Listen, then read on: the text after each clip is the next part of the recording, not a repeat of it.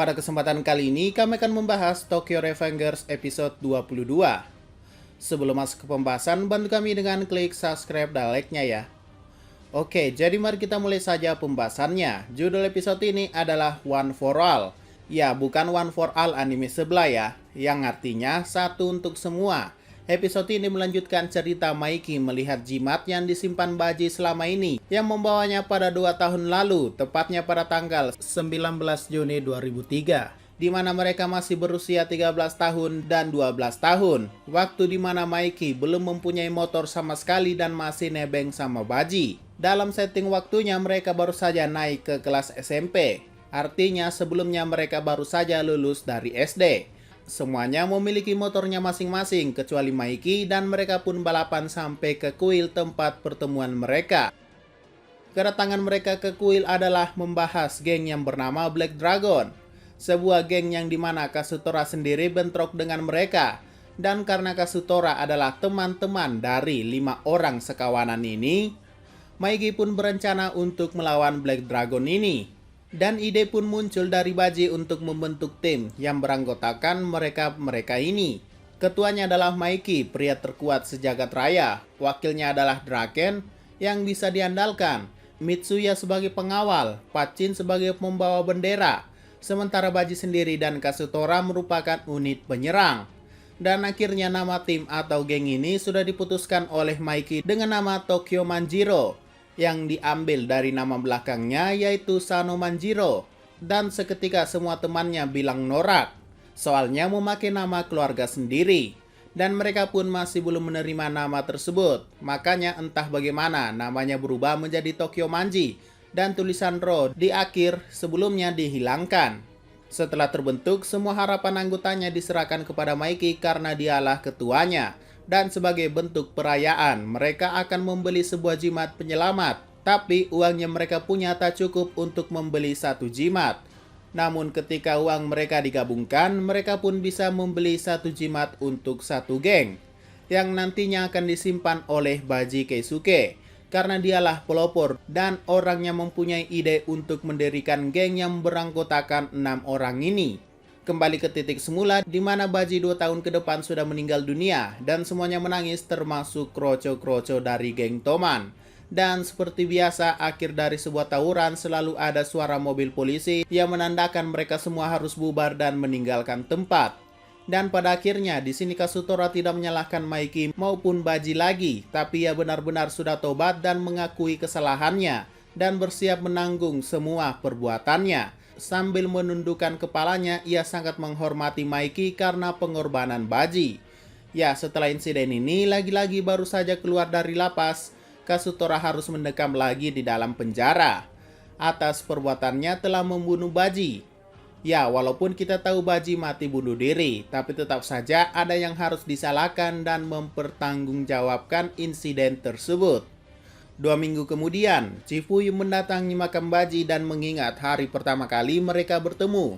Yang saat itu Chifuyu masih berusia 12 tahun dan sudah menjadi top preman di sekolahnya. Bahkan kakak-kakak kelasnya pun ia tundukkan. Hingga suatu ketika ada anak kelas 3.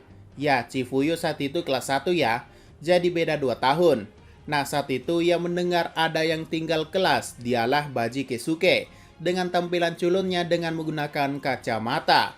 Namun bukannya diajak duel, Chifuyu malah tertarik dengan kepribadian Baji yang sangat sopan tersebut dan mengajarinya cara menulis huruf Jepang yang benar. Dan saat Chifuyu pulang, ia pun dicegat oleh kakak-kakak dari orang yang Chifuyu bantai di sekolah. Yang ternyata kakaknya merupakan ketua geng yang ada di sekitaran kotanya. Dan terjadilah solo versus squad yang membuat Chifuyu kewalahan. Hingga akhirnya datanglah manusia culun yaitu Baji dan meminta izin untuk ikut campur. Yang ternyata setelah kacamatanya dilepas dan rambutnya terurai, ia benar-benar 180 derajat berubah dari yang culun menjadi sangar dan seorang diri membantai satu geng tersebut. Dan saat itulah Chifuyu yang selalu berbicara kasar mulai menggunakan bahasa sopan untuk pertama kalinya. Hari itu juga mereka berdua menjadi teman akrab dan diajaknya Chifuyu ke rumahnya sambil makan mie peyong. Dan karena sisa satu makanya dibagi setengah. Dan itulah awal mula wasiat Baji yang meminta Mi Peyong dibagi setengah kepada Chifuyu sebelum akhirnya ia mati. Bahkan di makamnya pun dibawakan Mi Peyong yang tersisa setengah. Di tempat lain, tepatnya di lapas remaja, Takemichi dan Raken mengunjungi Kazutora yang ada di dalam penjara. Dan di sini Kazutora mengaku benar-benar tobat dan akan menanggung semua perbuatannya. Tapi karena ekspresi Kazutora yang sangat bersalah, Draken menyadari kalau ia pasti mencoba bunuh diri. Maka dari itu ia berkata jangan mati. Ya maksudnya jangan minta maaf dengan cara bunuh diri. Dan ia pun menyampaikan pesan Maiki kepadanya bahwa ia merupakan anggota dari Toman karena sebelumnya tidak dianggap oleh Maiki. Dan juga aku memaafkanmu. Ya, selama 2 tahun ini, akhirnya Maiki mengikhlaskan kepergian kakaknya dan juga Baji. Ia sudah tidak dendaman lagi dan memaafkan Kazutora, yang membuat Kazutora berlinang air mata kesedihan. Dan ceritanya pun berakhir di sini. Jadi apakah yang terjadi ke depannya? Ngomong-ngomong, nama Black Dragon sudah disinggung pada episode ini. Sedikit bocoran, Black Dragon merupakan sebuah geng besar yang menguasai Tokyo saat itu.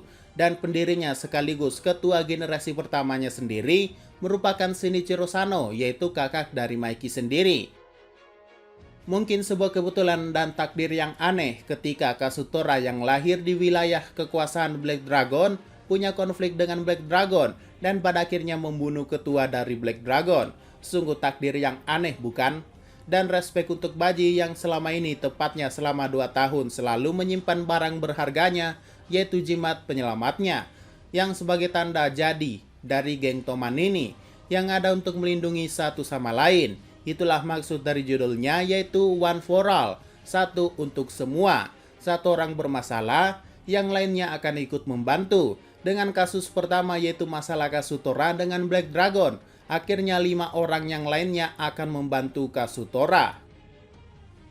Oke, mungkin itu saja pembahasan pada video kali ini. Jika ada pertanyaan dan masukan, silakan komentar saja di bawah ya.